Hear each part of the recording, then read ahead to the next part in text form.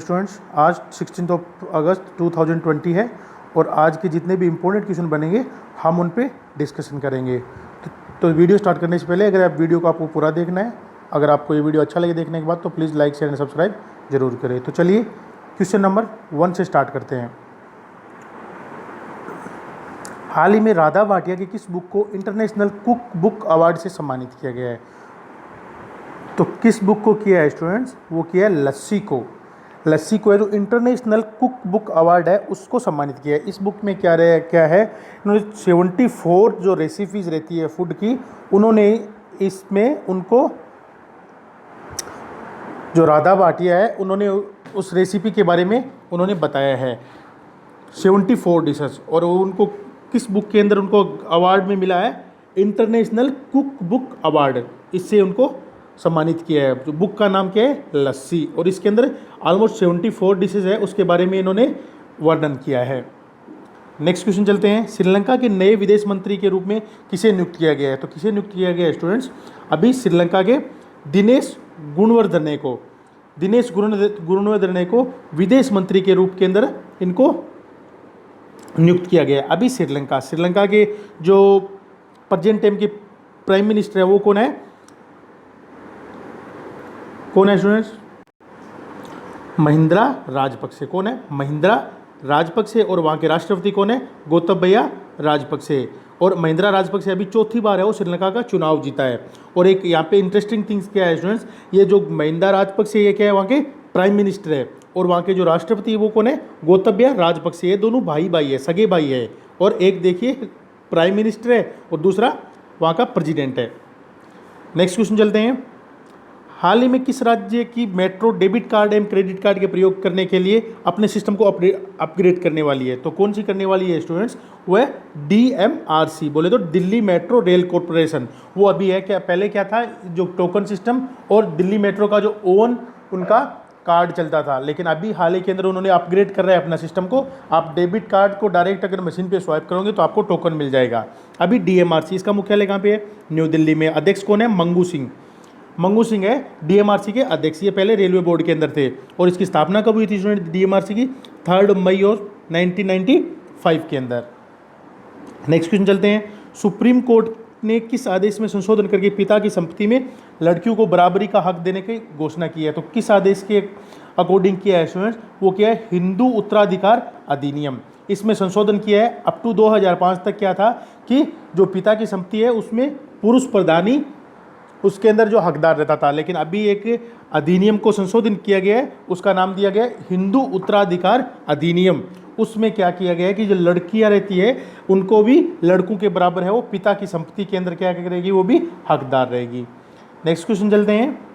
America Democrats party ने किस भारतीय मूल की महिला को उपराष्ट्रपति पद के लिए चुना है? तो किसको चुना है स्टूडेंट्स? वो चुना है कमला हैरिस को। ये भारतीय मूल की है, तमिलनाडु से बिलोंग करते हैं। और इनको हाल ही के अंदर जो US है, जो डोनाल्ड ट्रंप है उनकी पार्टी है डेमोक्रेट्स पार्टी, उन्होंने इनको क्या किया? उपराष्ट्रपति पद के लिए इनको चुना है। नेक्स्ट क्वेश्चन चलते हैं। भारत में मानसून से सर्वाधिक प्रभावित समुदायों को किस संगठन ने सहायता देने की घोषणा की है? तो किसने की है? संयुक्त राष्ट्र ने। जो यूनाइटेड नेशन है उन्होंने, जो हमारे मानसून के कारण क्या रहती है, बहुत जगह पे बाढ़, फ्लड और तूफान आ जाता है जिससे बहुत सारा नुकसान हो जाता है अपना भारत देश के अंदर। तो हाल ही के अंदर क्या किया है, जो संयुक्त राष्ट्र है उन्होंने सहायता देने की क्या की है? घोषणा की है। अभी संयुक्त राष्ट्र है, ये इसका मुख्यालय कहाँ पे है? न्यूयॉर्क, यूनाइटेड स्टेट के अंदर। स्थापना कब हुई थी इसकी? 24 अक्टूबर 1945 को। और जनरल सेक्रेटरी कौन है इसका? Antonio Guterres. कौन है? Antonio Guterres. और इसमें कितने देश सदस्य है स्टूडेंट? वो है 193।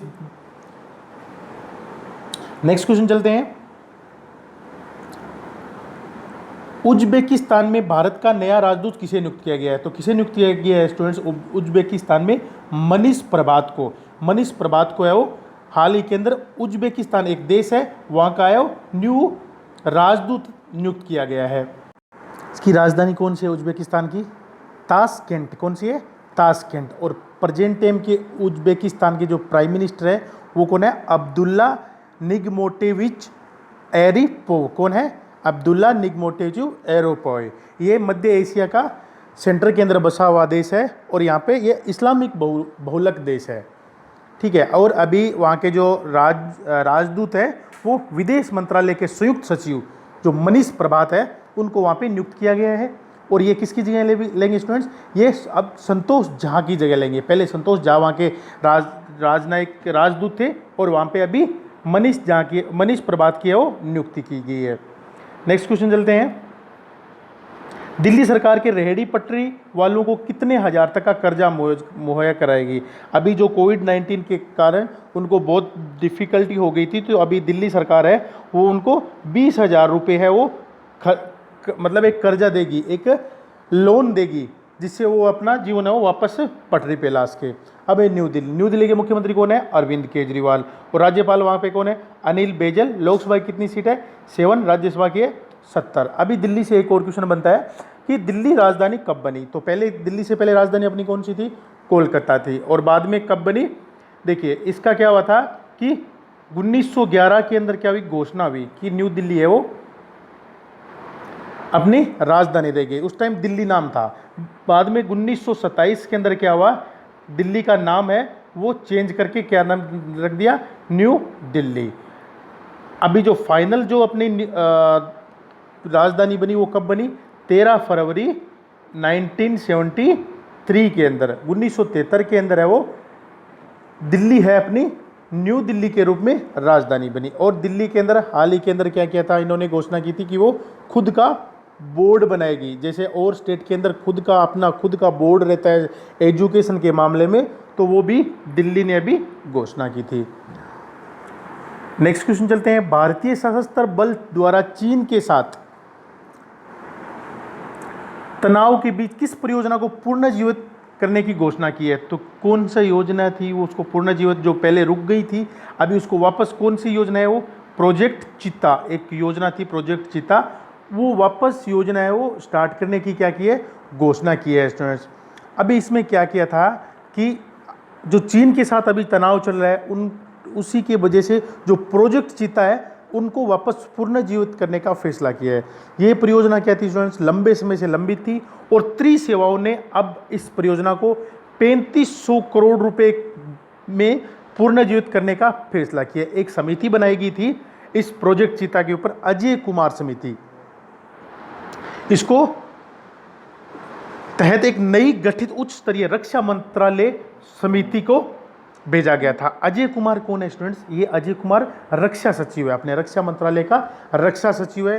वह भारतीय सेना, नौसेना और भारतीय वायुसेना के सभी पूंजीगत खरीद के प्रभारी है। जितना भी आदान प्रदान खरीद बेच होता है तो उनके जो अधिकारी है वो कौन है, प्रभारी है वो अक्षय कुमार है।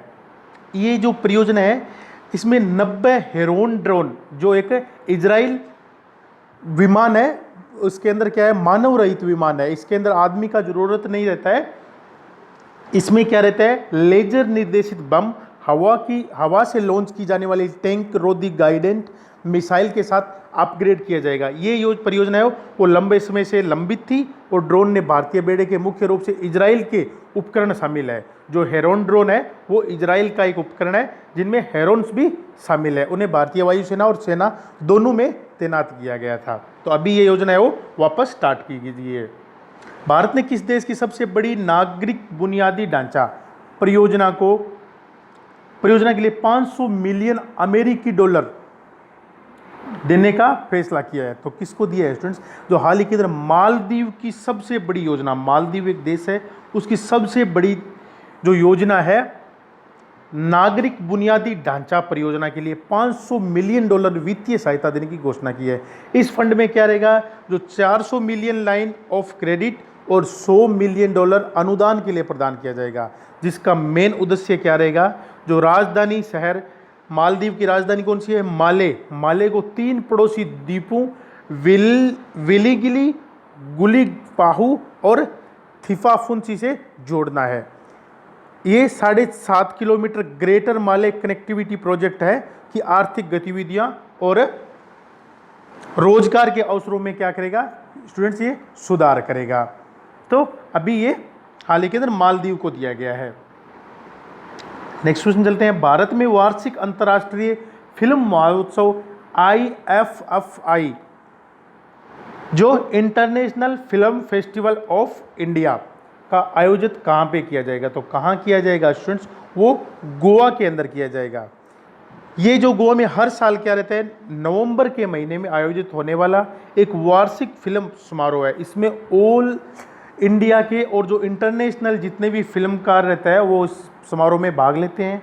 और जो अभी ये गोवा के जो मुख्यमंत्री है प्रमोद सावंत, इन्होंने इसकी पुष्टि की है कि जो फिल्म महोत्सव है वो इस साल 20 से 28 नवंबर के बीच है वो गोवा के में कार्यक्रम के अनुसार आयोजित किया जाएगा। यह उत्सव राज्य सरकार के स्वामित्व वाली एंटरटेनमेंट सोसाइटी ऑफ गोवा के सहयोग से फिल्म फेस्टिवल निदेशालय द्वारा आयोजित किया जाएगा। नेक्स्ट क्वेश्चन चलते हैं। हाल ही में बुक माई फाइबर निम्न में से किसने लॉन्च किया है, तो किसने किया है, बीएसएनएल ने किया है। बीएसएनएल ने हाल ही के अंदर एक सुविधा है वो लॉन्च किया, उसका नाम क्या दिया है, बुक माई फाइबर। ये है जो बीएसएनएल के ग्राहक है उनको इंटरनेट सेवा मुहैया कराने के लिए किया जाता है। बीएसएनएल इसका फुल फॉर्म क्या रहता है, भारत निगम नेशनल लिमिटेड। क्या रहता है, भारत निगम नेशनल भारत संचार निगम लिमिटेड रहता है इसका जो फुल फॉर्म है। और इसको प्रेजेंट टाइम की जो सीईओ है वो कौन है स्टूडेंट्स, प्रवीण कुमार पुरवर। कौन है, प्रवीण कुमार पुरवर। और इसका हेडक्वार्टर कहाँ पे है, वो है न्यू दिल्ली में। कहाँ पे है, न्यू दिल्ली के अंदर है बीएसएनएल का हेडक्वार्टर। और इसका जो प्रेजेंट टाइम के सीईओ कौन है, प्रवीण कुमार पुरवर। वो जनवरी 2019 से अभी तक है। और इसका जो स्थापना हुई थी वो कब हुई थी, 15 सितंबर 2000 के अंदर बीएसएनएल की क्या हुई थी स्टूडेंट्स, स्थापना हुई थी। ठीक है। और इसका जो मेन जो इसका मोटो रहता है, इसकी जो थीम रहती है वो क्या है, बीएसएनएल कनेक्टिंग इंडिया। क्या है, कनेक्टिंग इंडिया बीएसएनएल या बीएसएनएल कनेक्टिंग इंडिया। ये एक भारत सरकार की जो कंपनी है। Thanks for watching, please like and share and subscribe. अगर आपको ये वीडियो अच्छा लगे देखने के बाद तो please like share and subscribe जरूर करें जिससे मेरे को भी अच्छा लगे। Thank you.